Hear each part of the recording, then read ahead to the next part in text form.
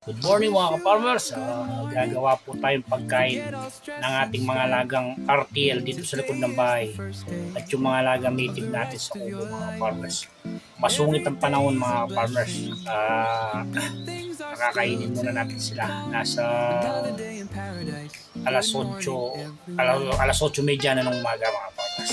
June 5.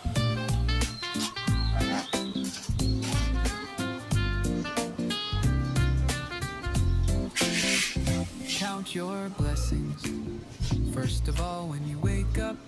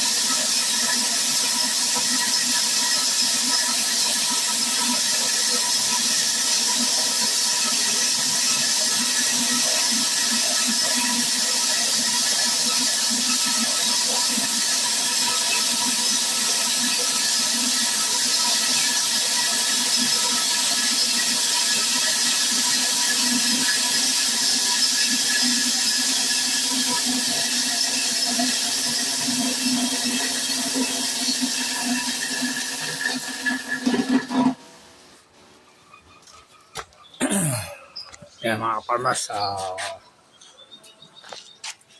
pupunuin natin yung batyang yan para sa pagkain ng ating mga RTL at yung ating mga alaga sa kubo. Nagtira ako ng pagkain nila, yan mga farmers.